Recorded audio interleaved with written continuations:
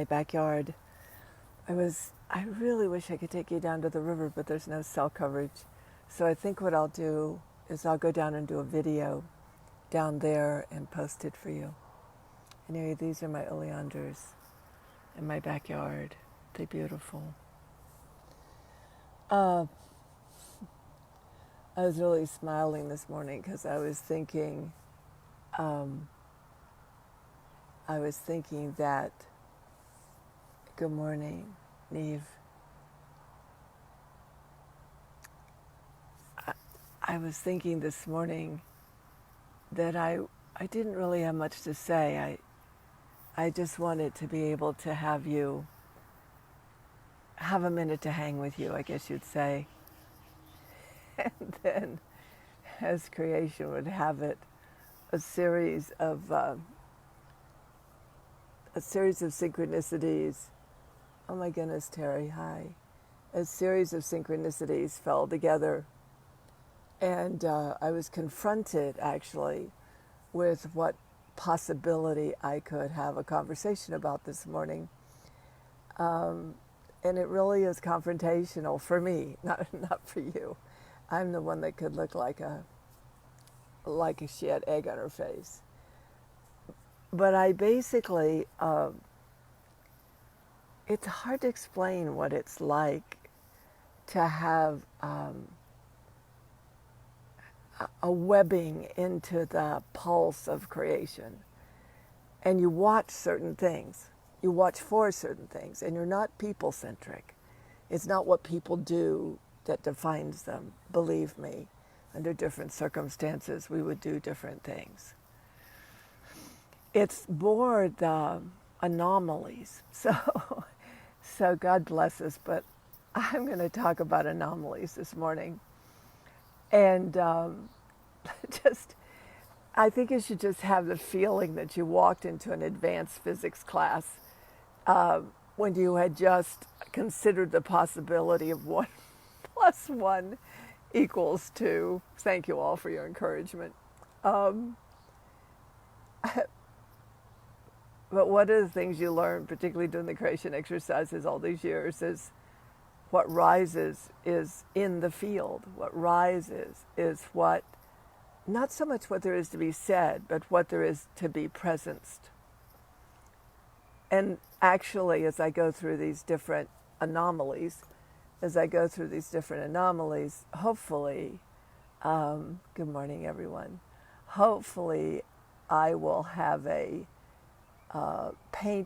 I will have brush stroked the painting with sufficient abstract thinking that you might be left with a gift of how creation works. So that's how I'm going to start the call. So it all started 2 days ago, 3 days ago, when I kind of had a burr up my butt because I was present to something I couldn't shake. Now, you have to remember, I'm not people-centric. I'm always watching the movement of the field. I'm always watching what's rising in creation. And I'm sure I am, because I've been doing it forever, and it seems consistent, and I don't seem to vary from it too often. But I'm not going to necessarily look at you. I'm going to ponder, so you can spend your time with my beautiful oleanders behind me. Because I really want to ponder to say it rather than address you, if you don't mind. But anyway, a few days ago, I was having a conflict over a call I had pulled together on Sunday. It wasn't the people that I was having an issue with. It was really the landscape of consciousness, the way it was being held. So in my lifetime, I'm 74 years old. I've seen some really extraordinary products come across into the market. But there was always this missing element, except when it wasn't. So one of the things about human beings that is not familiar to human beings, in fact probably considered ridiculous by many, is that when it says in the Aramaic, in the Old Testament of the Jewish, Christian, and Arab faith, when it says that man was to have dominion over the earth, the word dominion meant that man generated, meaning humankind, that not had dominion over, but basically generated the dominion. That basically what we crave, we get. Free will. So all my life, I have known, and truthfully, intentions and affirmations and transformation have tried to pull this thread of, but they have it like human beings are the cause of things, which isn't accurate. We're a very small system. We have very short shelf life. We don't really stay around long enough to really impact the field that much unless we're consistent generation after generation after generation in the same conversations. Then we definitely generate realities within which physical manifestation occurs, but also opinions and concepts and descriptions of what we think is real. Like in the Viking days, it was totally legit. In fact, a Viking wife might have shot you or hit you with an axe if you dared to suggest to her she didn't need to be burned to death when her husband's, after her husband died, and the wife and the husband went off and burned in the ship for Valhalla. She'd probably been pissy about that. It would have offended her, because that was not the system of consciousness that gave her life and had her exist as whole. And of course, over time, that eroded, and wives stopped being burned on the ships with their dead husbands. So when reality is falling apart as we knew it, there are these anomalies. I so don't know if I can get this across. It's how you know reality as we know it is falling apart. It's actually evidence. So there's been a notion, just to track this a bit, there's been a notion over the years, because before there was therapy and psychology, there was myth. So in the mythic mind, everything was a great story. I really miss our mythic minds, actually. Everything was a great story. Everything. The mythic world gave strength, stamina, capacity for being, because the stories told about the anguish of certain situations and the glory of being larger than ourselves, and how the gods had the same issues we had. And it was a beautiful, beautiful culture of conversation. Not necessarily more people died than they do now.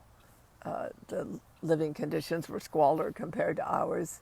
But the mythic mind gave meaning, like we could be part of a great story.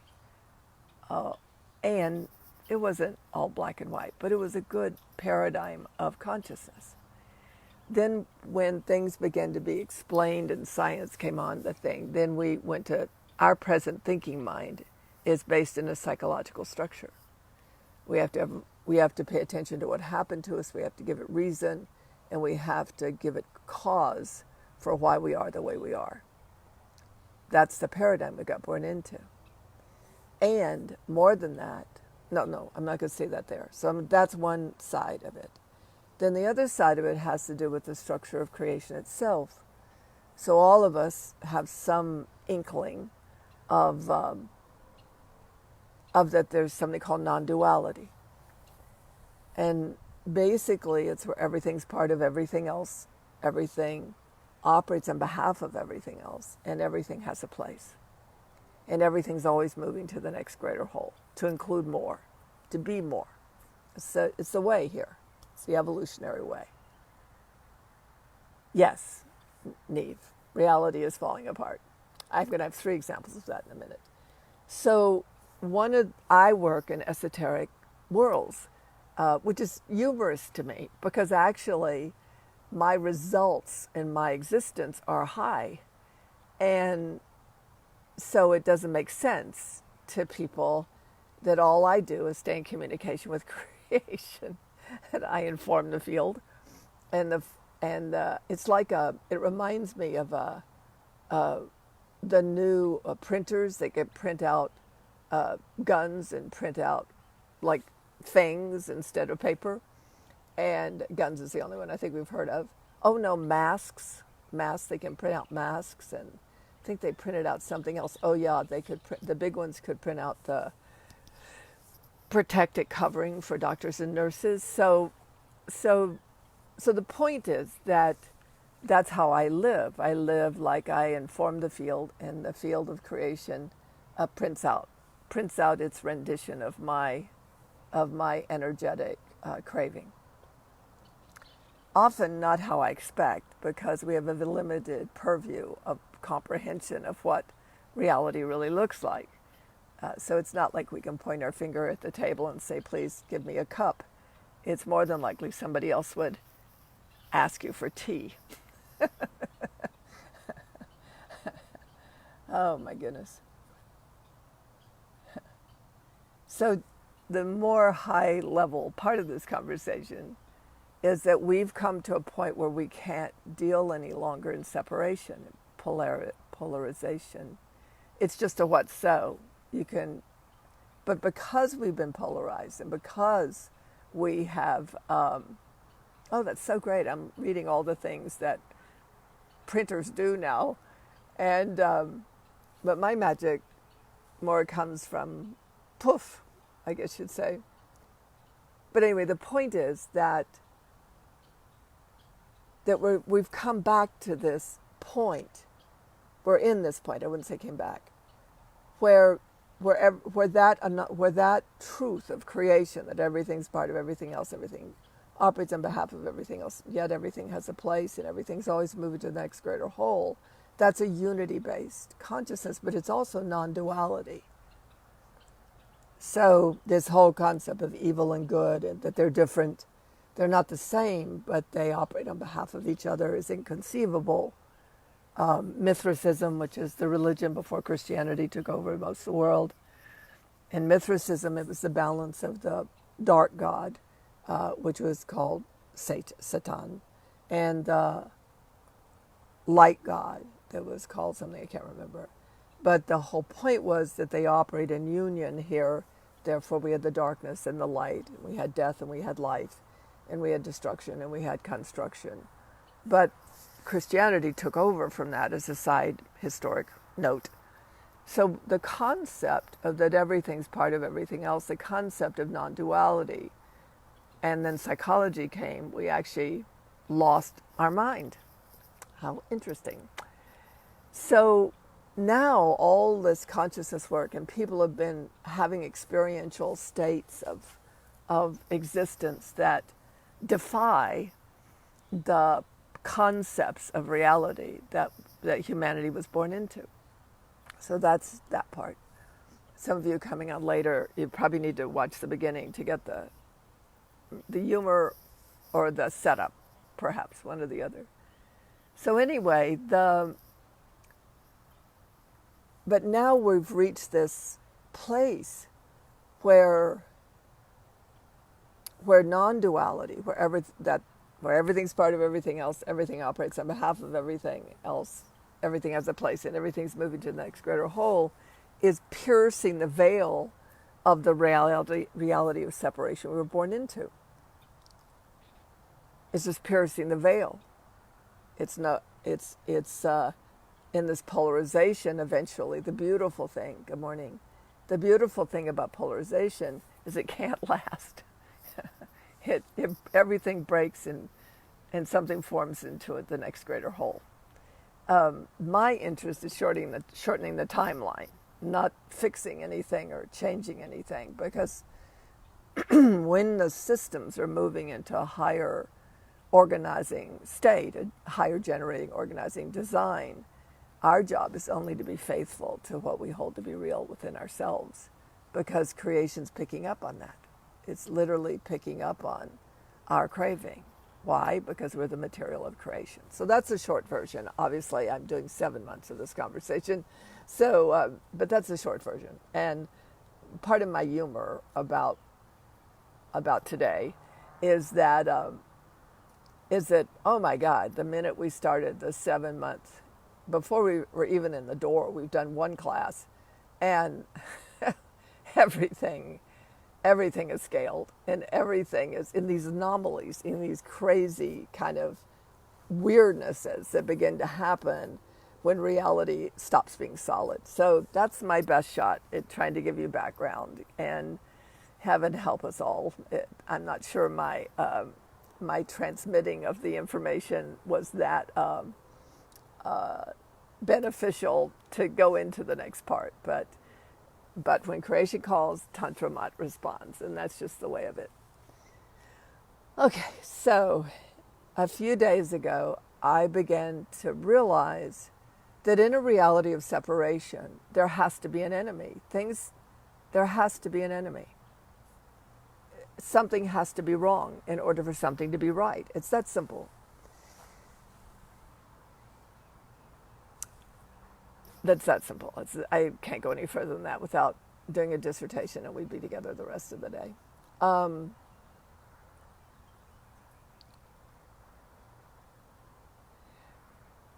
But I've been paying attention as a mystic to aberration. The anomalies happen in aberration. And when we became physical, lots of stuff happened. So don't try to think, I'm just doing the technical piece. Something aberrated, or something over time aberrated. And so when the physical plane became dual, the yin and the yang, supposedly a reflection of each other, everything, each part of each other, operating on behalf of each other, and yet the duality having either or have a place. Some weird stuff happened. You all can read books about it, but the point is weird stuff happened. And we lost the ability to experience ourselves as whole. But see, I've never thought humanity's the issue. Reality is the issue for me. Read my book, A Language of Creation. Because the issue is we're all swimming in the same water. Not that we're, hi Maggie, how's your horse? That we're all swimming in the same water, and nobody realizes that we're all being organized and generated by the same consciousness. We're just picking the part that we hold to be real, and we make ourselves right, and then the enemy has to be who we hold to be wrong. So that's the simple word. But you see, paradise was never like that. The lion laid down with the lamb. In the stories in Ireland, particularly up around Achill Island, what we would look at weather events, they would look at it's the gods telling them, the god in the water, telling them to get away from the shore because a hurricane was coming in, or a northerly was coming in, not a hurricane, but a northerly. So there was this sense of communication.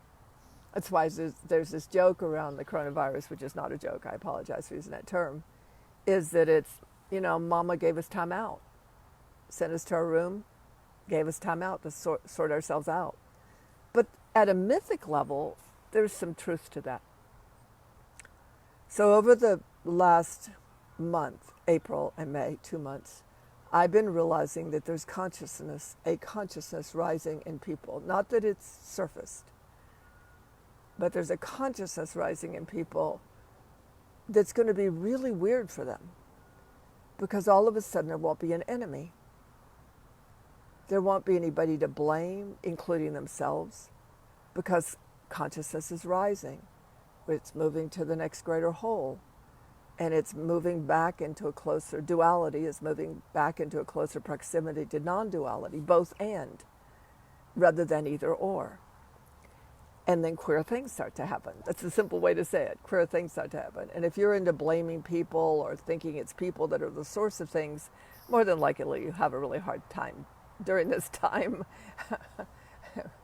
rather than just sitting back and watching how the marbles roll and see how everything reconstructs itself into the next structure of reality, and be clear in yourself. Possibly, it may not be real for you, but for me, there's no enemy. There's that which operates on behalf of life and that which operates against life, but that's not an enemy, that's duality. And if they're in balance, like we have 3 million bacteria in our body eating us alive all the time. We could call them the enemy. We could be afraid of our bodies all the time if we wanted to be. But they operate against our life, and our immunity system operates on behalf of our life, and it allows us to live in a toxic air, and allows us to live in conditions that of an extraordinary planet that gives everything a place. It's not bad at all. But I began to realize that somewhere at the beginning of the year, something that has always been subsurface for me, I don't know how to put this in words yet, became a living reality. In other words, it became a generating operating state. It became a generating operating design in my everyday life versus a philosophy or a point of view or an opinion. It was kind of forcing itself to the surface as operational.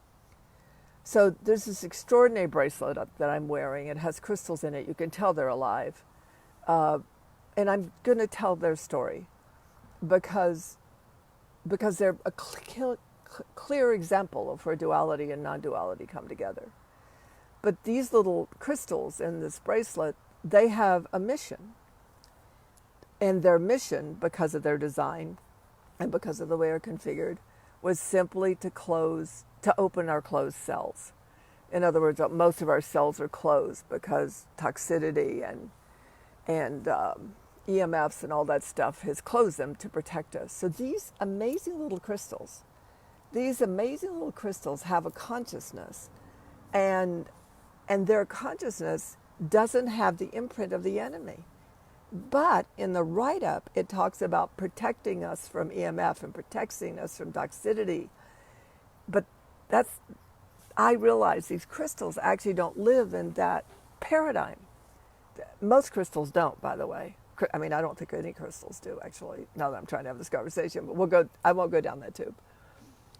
So I realized that why I have this amazing relationship with my own body now, is that, our blue jay, is that I'm in an kind of an auric field where the cells are safe to open, because in the craving exercises, one of the things that happens, I know this is way outside the purview of normalcy, so I apologize for this conversation, but in the craving exercises, they build fields within which realities can rise. They build so that you build a field and you populate that field with what you want reality to be. It's a simple way to say it. So there are those of us, me among them, that simply doesn't have an enemy. Now, somebody came at me to kill me, I'd probably shoot them, but that doesn't mean they're an enemy. I would just be responding to wanting to keep my life. I know it's almost impossible to comprehend. I understand that. But mark my words, a lot of you have been around with me for, I'm 50 years doing this. Mark my words, in the next 6 years, there will be a body of people that seem carefree and lighthearted and can weep and cry for those that are dying, and can have a full range of emotions, but it won't be about who's wrong and who to blame. So I made the mistake. It's all my fault, because the inventor of this bracelet is an extraordinary human being, and I had the opportunity to talk to him, which I deeply appreciate. The error I made was bringing up the topic of, my experience of these crystals particularly, is that they aren't protecting us from anything. It's just that in the field that they create around your body, there's no register. The body doesn't register anything trying to harm it. And he was going, and let's just say it didn't go well. It didn't go well. And it really didn't go well, because then he went and read my site, and he was really pissed off. And I knew I'd hit a chord. And that happens around me sometimes. And then over time, it settles in, and it becomes a great wisdom for the person because they have to wrestle with something they hadn't wrestled with before. I didn't mean to do that. I thought I was having a normal conversation, but there you go. So I noticed, wow, was he offended? Whoa. And, but then the sort of cascade effect started to happen. And I suddenly felt myself, these are great people. There's nothing wrong with the people. This inventor is an amazing man that created an amazing thing. It's just that his conversation lives in protect and defend rather than the crystal grids create, and this is true, crystal grids create vibrational fields within which that which goes against life has no place. It's just that simple. But the human concept mind doesn't trust that. So we'll just go that far. So that was one thing that happened. Then today, I was walking on the road with my dog. Actually, she was walking ahead of me. It's an unused country road. And I got up and there's always a security guard there. He actually hates his job because he has to sit in the car for 11 hours a day with hardly anybody there because of the COVID virus. But as I got up to him, he got out, and he was very, very nice, just very nice. But he said to me, "Your dog has to be on a leash." And I said, I'm on a public road. And not a public road, but a road where people walk with dogs, sometimes not on a leash. And I wasn't mad or anything, just like I wasn't mad at the inventor I pissed off. And I said, well, the sign says that past this gate, dogs have to be in leash. And he said to me, but you don't understand. Placer County owns everything. And I stopped. And I realized I was in an anomaly. Because anomalies are just plain weird. If you want to describe an anomaly, it's just plain weird. It's the only way to explain it. And it's like the Matrix, where there's a glitch in the system. And you recognize the glitch. And you just step away. You just step away and let it, because you just know it's a temporary anomaly, and you leave it alone. So then I walk up to the gate, and the like sign beyond the gate that says you can't go in the gate was not there. So I opened the gate, went and leashed my dog, went in the gate with the dog, and all of a sudden I hear his car suddenly driving up to the gate. He jumps out and he says, "You're not supposed to be in there either." And I said, okay. And he said, he said, "We just took the sign away."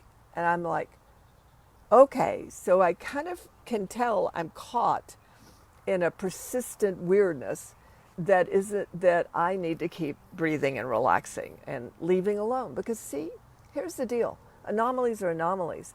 The only thing that makes them real is if you hold them to be real. Honest to God. There are glitches in the Matrix all the time, especially when reality is falling apart. There are all sorts of weird glitches. Because I talked to him 2 days ago. He's a lovely man.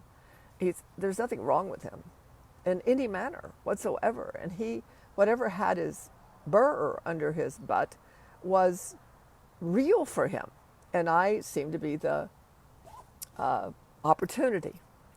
So, and I said, okay. And I was laughing because, just like I was, which I probably shouldn't have been on the other call, because I realized we were just both caught in something, and that we just needed to let it play itself out because all this weird stuff is happening right now. And so then he explained to me how irritating it was not to have the sign there, because he had to keep telling people that they couldn't go in when it said they could go in. Anomaly, you understand? So then I come back here, and those are like kind of ground level anomalies. And I come back and I get a text about one of our people writing a craving about something that I'm quite sure could shock people, and maybe even create a firestorm. And I'm really laughing because it's an anomaly. It's an anomaly. And I know how to handle it. I mean, there's a way to handle it, because in our case, this is for people that'll see me write something in that area. But the beautiful thing about working in consciousness and working with people moving in consciousness and working with the creation exercises is that Anomalies can show up because how do you know it's an anomaly? Because it's disturbing. Something is disturbed. That is an anomaly. It's different than a point of view. It comes out of nowhere. I've done a few in my lifetime. One of them was Tuesday, and you're really an agent of creation. But it's not like your identity knows it. It's just that creation comes in and stirs the soup, and as it stirs the soup, it breaks up matter, and it breaks up matrices that hold matter together, and hold concepts together, and hold opinions together, and holds points of what's the word I want? Perceptions together. So that's how you know it's an anomaly. And you can go down the tube of how could they think that about me, and oh my God, didn't you know what I mean, and oh, I misunderstood. I mean, go down that tube. Or you can just get that we're all caught in an anomaly, and something greater than ourselves has introduced something into the field that is simply pointing to that reality is not so fixed anymore. Things are not so held together anymore. And that it's the opportunity to operate on behalf of something and move everything to the next greater whole. So let me see if I can do that part. I'm not sure I can. Because the creation exercises come from a different template of consciousness. They come from the golden mean, where everything is included, everything operates on behalf of everything else, and everything has a place. And I've seen the creation exercises tried to be used like intentions or affirmations, but the magic's in the design of the creation exercise, not in the human being. Because when you go to write your craving, you're actually generating the activity of the golden meme in your consciousness. And the golden meme is what basically shapes the contour and the activity of all creation. So I can't wait after this call. I'm going to get on the thread, and I'm just going to have everybody write and observing, because clearly there was a glitch in the matrix, like the black cat that kept going back and forth that Neo said, I just noticed this cat, and everybody realized that the sentinels were afoot. In this case, it's just there's a glitch in the matrix. But see, it's so hard for human beings because they're just geared to something did something right or somebody did something wrong, or they need to fix it because that's not how it's done. And it's very hard to see that I know that person, and that person wouldn't have written that and look like it looks if creation hadn't somehow, like a shamanic thing, like a magic thing, hadn't swept in and how to write it. Because now we have to unpackage, and we have to generate observings within which new realities can rise. It's so awesome. But then you have to think you're part of creation, right? Then you have to figure out you might be part of larger generating, I have to show you this guy, larger generating organizing systems of reality. Then you'd have to listen like ancient mythic people that felt they were one with the primordial mother and one with the powers and forces, and that there were consciousnesses and like the Aoka, I think it is. So this was an Aoka phenomenon. If you knew the person, you could think they were an Aoka too. But the Aoka is a trickster in the shaman world, and he does everything backwards. He's always making mistakes. He's always doing things weirdly. His actions make no sense because mostly they're he's, and yet he's considered the most powerful shaman in the world. But do we perceive like that? No. Now let me try to say this, and I deeply apologize. It's my fault if it does not get over. Honest to God. And some of you that have been with me for years, you're aware that I'm very clear about things when I'm clear about them. But in the beginning, they're impossible to comprehend. So just know I know that. So we can just have today be about the wild meanderings of a crazy psychic and a over the top mystic or something, or just a weird lady that has a beautiful backyard. But here's the kicker. Here's the magic. In the mythic times, we were the mind of creation. Most of the culture, particularly in rural areas, not beset by war, in other words. So as long as we're people-centric and not listening for what creation's calling for, we have a mel of a hess on our hands. But what if that part of our mind is, or that mind is starting to open up for humanity? What if listening creation and listening its movement and listening how it's responding to our craving? 25,000 people went down on their knees for 8 minutes. That's never happened in our lifetime. What if we could get that something's listening, that we didn't have to move people around on a board, but that some of us are moving back into those ways, those alchemies, those mysticisms, those shamanics? What if we could get that about ourselves? And we were operating in the territory of creation, not the territory of people, the field of creation. And strange stuff happens there. I almost said a word to get the video unpublished. Strange stuff happens there. It's actually kind of fun. So in the cravings people are writing that are in the LOC, an anomaly got introduced into the field. And there was a whole conversation about, was that right or was that wrong, or is that how you're supposed to do it? But no matter what, it doesn't matter because it's been introduced. That's all there is about that. You can say a man standing naked in the road is right or wrong, but the man's still standing naked in the road. And there's something to be done about that. Getting a towel, perhaps, so he doesn't get arrested. But in the creation exercises, in the consciousness, the craving templates are 7 levels of consciousness.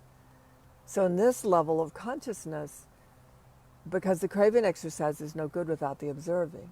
Can't crave and not observe. Because if you crave, you have a preconceived notion about what something's supposed to look like. But if you begin to observe and be present and open up into, you start to have what you were really asking for.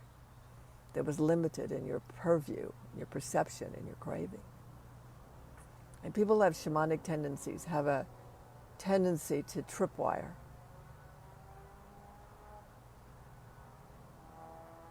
They have a tendency to tripwire things. And she did.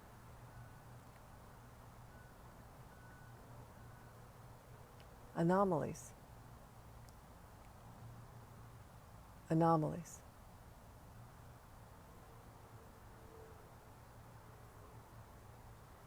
And one of the last things I want to say is one of the ways that you know there are anomalies, when reality is starting to break apart, is there's an overall crowd irritation. Because we're held together by the reality we're born into. We're wired in, like the Matrix. Exactly like the Matrix. And when we get unplugged from it, we go through a type of a schizophrenic. Mystics do it all the time, I promise. You go through a kind of a schizophrenic time. You can feel crazy even, but you're not. You're just becoming unwired, unplugged. Just like Lucia in her book, Unplugging the Patriarchy. You just become unplugged. And that's what I realized in hindsight. There's 3 conversations I had. I only mentioned one. And then the security guard. But I noticed I was irritating people big time. And that I was irritated big time. And then you struggle because you start to have these experiences that there's no place for. That's why they've never existed here. And it goes back to the Old Testament and the three major religions. It goes back to that humanity is designed to crave. Humanity has lost its ability to observe because it has opinions and it has misconception and it has perceptions that do not include everything that's occurring. So my gig right now is we just need to breathe and make room for things. And already we've only done one course. That's why it's only 7 months, because it's so, as Trudy the bag lady said, jam-packed and fun-filled. And already, I know it's not understandable. I'm aware that if you operate as a people centricity, if your life is about what people are doing, what you're doing, why you're doing it, why they're doing it, how do you stop them doing it, how do you get to do what you're doing, it's just not the right paradigm of creation. It's an illusion. It's that we're always in prayer. We're always craving the next greater whole, and creation responds. We miss that part often. So I don't know if this last part can, but I'm going to say it because some of you are actually in the course. But the truth is, I'm going to ask everybody to write an observing on that craving. Because it will literally, in the observing, it will take us past the edge. It'll take us out beyond. It'll let something that has become part of the structure of a reality settle into a larger contour of reality and dissolve into it and become more. Thank you for being with me today. I am going to go down to the, probably tomorrow morning, I'm going to go down and do a video, I don't know what I'm going to say, of the confluence, because I can't, cell phones don't work down there, but it's so beautiful and it's so great that it's open again, and I go way in the morning when nobody's around, and I'll get to film watching the sun, you watching the sun come over the edge of the mountain and fill the valley. It'll be beautiful. I'll try to get it done the next few days. Thank you for time with me. I sent out a MailChimp and there's an image on it. I should probably put it on my website. And it says, reality is up for interpretation. Stop looking for it. And I'd actually like to leave with that comment that stop looking for it. Just be what's real for you. And creation will take that into its, take it into its purview, take it into its matrix of consciousness of which we're all a part. And just like the shifts that are happening so fast, the shifts that are happening so fast in our world, be a body of people operating on behalf of life and what has its existence whole. Feed the field. Don't feed the field with opinion and point of view or even hurt feelings, because there's going to be plenty of those now, because everything's coming apart. Don't blame the people that have limited view. You do too, and so do I. All right, I'm just going to turn my mic because I want you to see my camera, because I want you to see the rest of my backyard.